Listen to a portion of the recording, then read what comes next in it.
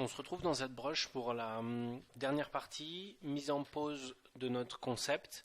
Maintenant qu'on est content des formes, on va s'attarder à lui trouver une pose dynamique et efficace pour vendre l'idée, ce qui nous permettra après de faire quelques rendus et puis de passer dans Photoshop pour ajouter des matières et essayer de proposer une image finie. Donc, euh, je commence par faire un transpose master pour grouper tous les objets.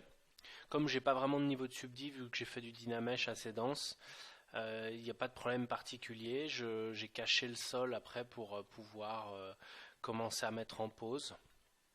Donc les outils utilisés, comme je vous le disais dans la partie théorique, sont un petit peu toujours les mêmes. C'est à base de masques, floutage de masques pour pas avoir une pliure trop nette, et puis la barre de transpose pour plier une articulation. C'est un procédé qui est un petit peu laborieux. On pourrait éventuellement réfléchir à le faire dans Maya ou dans Max avec des bones et tout ça. On pourrait aussi mettre un squelette de Z-sphère. Moi j'aime autant cette méthode-là, je trouve qu'elle est plus proche de la sculpture vraiment. Là encore une fois, on ne parle pas d'un asset animable, c'est vraiment une sculpture qu'on essaye de mettre en pose, donc je trouve que ça marche bien comme ça. On pose le point de pivot où on veut et puis ça nous permet de regonfler un peu les formes et de les retordre un petit peu en fonction de ce qu'on a envie. On est vraiment dans la démarche de sculpture non animée, même si on essaye de trouver une pose. Donc là j'utilise le masque pen un petit peu pour essayer d'avoir un flou plus grand parce que comme on a une densité de maillage assez conséquente, l'outil de blur mask en faisant CTRL-clic ou en appuyant sur le bouton blur mask dans masking, ça nous fait un flou mais tout doucement, vu que c'est lié au nombre de polygones, alors qu'avec le pinceau, avec une grande taille, on peut se permettre d'avoir un flou un peu plus conséquent. Voilà, pareil, le lasso pour essayer d'isoler des formes, hein, comme je vous le disais.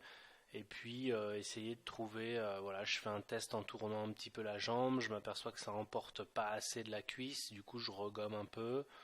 Voilà, là j'ai un truc qui me plaît plus. Je regonfle un petit peu les volumes avec la move pour essayer de pas perdre à la fois l'ossature. Il y a deux choses importantes, hein. Il y a l'ossature, donc les parties rigides qu'il faut surtout pas plier forcément. Un os c'est rigide, donc il faut qu'on conserve la zone d'articulation. On essaye de bien garder un squelette en visu à côté pour bien se rappeler où sont les points d'articulation, etc., etc. Et après, il y a la zone musculaire qui se compresse un peu n'importe comment quand on fait ce genre d'exercice. Du coup, c'est important de venir retravailler un petit peu derrière les formes très rapidement pour conserver ce dynamisme et ce genre de points importants. Donc typiquement, voilà, sur un truc plié comme ça, là j'avais perdu un peu la rigidité de l'articulation à l'arrière au niveau du talon. Du coup, je viens resculpter un tout petit peu avec le move, rebouger un petit peu les points, etc. Ce qui permet de garder ce dynamisme. Voilà, la patte pareil, je plie, je tourne un petit peu, j'essaye de la twister un peu sur le côté pour avoir une patte un peu dynamique. Là avec la move, j'essaie de la poser voilà un petit peu de manière dynamique en remontant un peu de doigts et en baissant deux autres. Alors bon, ça cabosse un peu la sculpture de départ, mais encore une fois, c'est l'intention qui compte avant tout là. Donc j'essaye de trouver une pose qui m'intéresse le plus. Pareil avec la move, j'essaye de tordre un peu, de casser cette symétrie qu'on avait au début. Je sais que voilà, là il s'appuie sur sa jambe qui est tendue, sa jambe droite avant. Du coup, ça m'intéresse de vraiment tendre l'omoplate.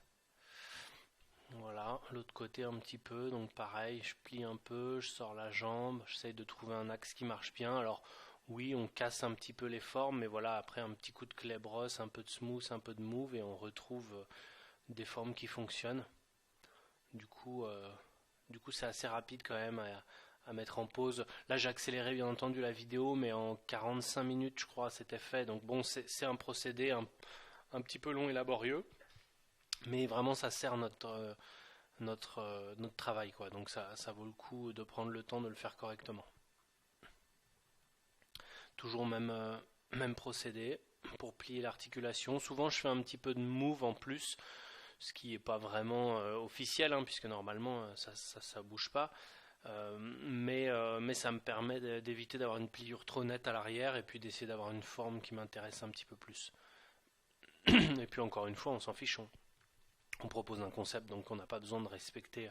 Si on estime que la pâte est un peu courte et qu'on veut tirer dessus, la rallonger, c'est toujours possible. Même si on l'avait fini en taille avant. Et si on veut tricher sur une pâte plus longue que l'autre, ou là, voilà, là je la tords un tout petit peu, chose que je ne devrais pas faire puisque c'est un os rigide à l'intérieur. Mais encore une fois, ça gagne un peu en dynamisme de la pâte tendue que de la tordre un tout petit peu. Donc voilà, là j'utilise le mask pen pas mal aussi pour en masquer. Ça me permet, comme je vous disais tout à l'heure, d'avoir des flous un petit peu plus efficaces pour pouvoir remonter cette jambe là sans. Alors là, je vais avoir du mal à pas la cabosser trop. Donc ce que je fais après, c'est que je la répare. Enfin, je la répare. Je resculpte un petit peu la zone pour corriger ces plis. Parce que normalement c'était une zone osseuse, le point là, du coup il n'y a pas vraiment de raison que ça plie comme ça. Mais ça me permet de resculpter. Là j'ai pris la Smooth Stronger là, dans la Lightbox, comme je vous expliquais tout à l'heure, pour avoir un smooth un peu plus conséquent. Et puis là j'essaie de retrouver le galbe de la cuisse. Voilà, comme on a tiré, je ravance un petit peu la zone des fesses. Et puis j'essaie de redonner un peu de galbe à la cuisse pour que ça fonctionne un petit peu mieux. Je vais plier maintenant la dernière jambe. Pareil, hop, masque.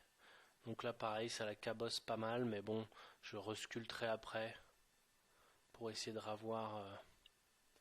Et puis je vais rajouter un petit peu de pli de peau, voilà, pour essayer de. Même si, même si au final ce sera recouvert d'une peau de crocodile un peu épaisse, je trouve ça important d'avoir la base du dessous correcte et crédible.